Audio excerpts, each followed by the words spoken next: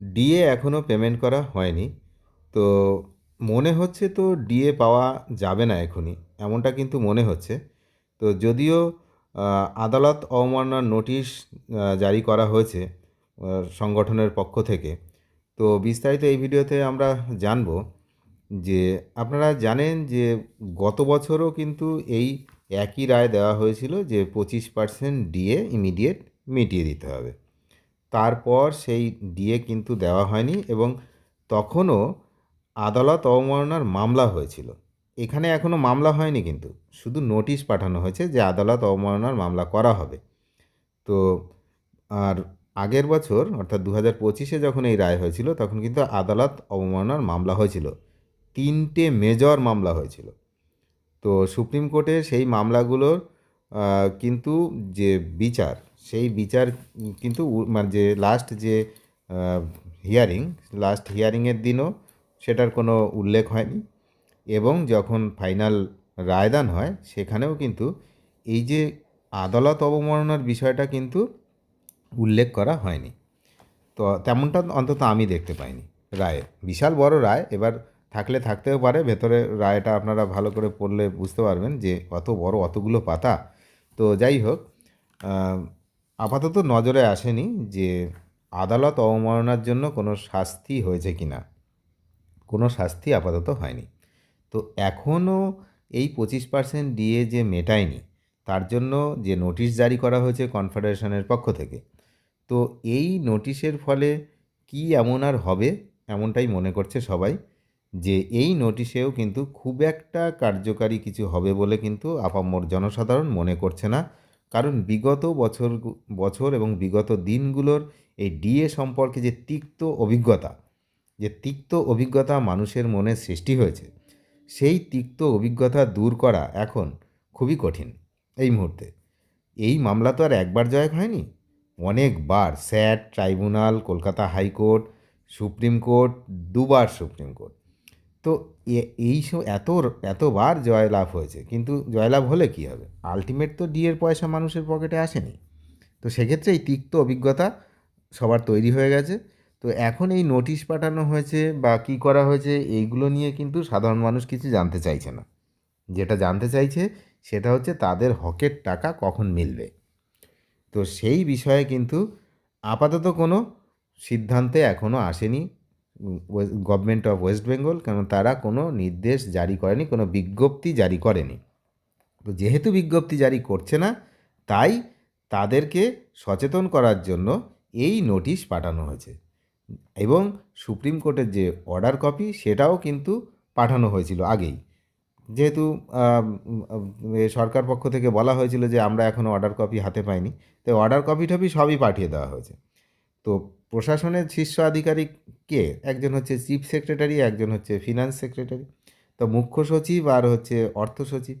তো তাদের বিরুদ্ধে সরাসরি আইনি পদক্ষেপ গ্রহণ করা হয়েছে।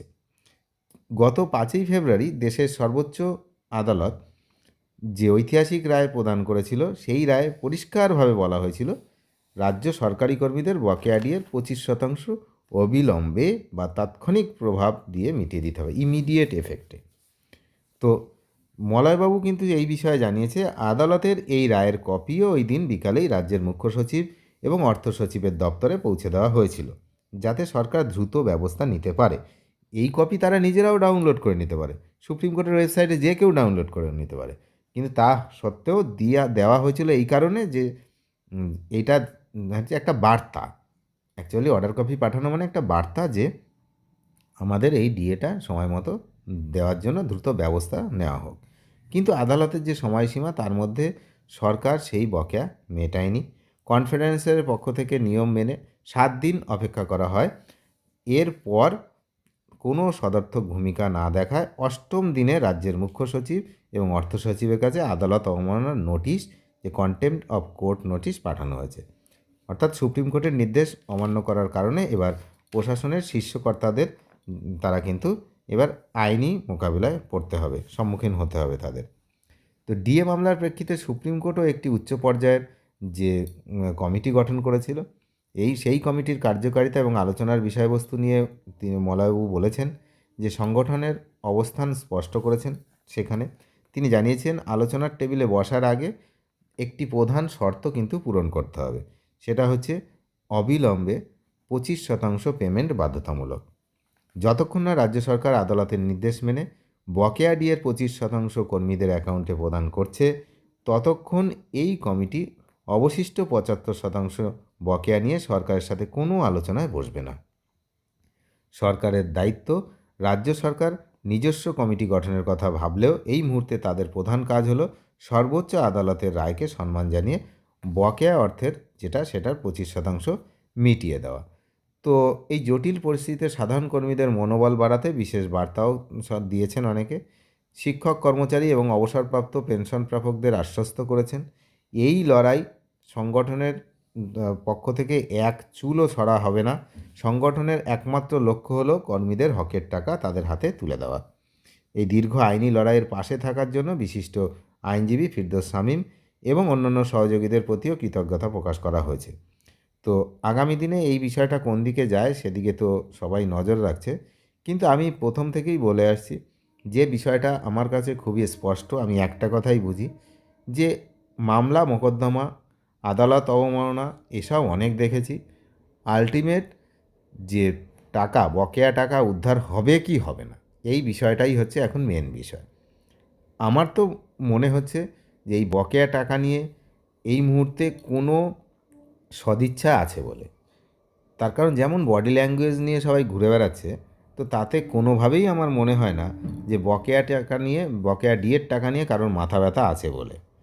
তো দেখুন কি হয়। যদি সবার টাকাটা দিয়ে দেওয়া হয় সেটাই সবাই চাইছে। বিশেষ করে যারা পেনশনার, তাদের জন্য তো খুবই খারাপ অবস্থা হচ্ছে এই মুহূর্তে। টাকা যদি না পায় বাকি টাকাটা, তো সে যাই হোক, এখন দেখা যাক যে কবে সেই বাকি টাকা পাওয়া যাচ্ছে, নাকি আবার অন্য কোনো বিষয় সামনে আসছে, কোনো মামলা মোকদ্দমা সামনে আসার চান্সই বেশি এই মুহূর্তে, এমনটাই কিন্তু মনে করা হচ্ছে। অনেক ধন্যবাদ শেষ পর্যন্ত দেখার জন্য। চ্যানেলে যারা নতুন, নিয়মিত আপডেট পেতে অবশ্যই চ্যানেলটিকে সাবস্ক্রাইব করে সঙ্গে থাকবেন। Thank you.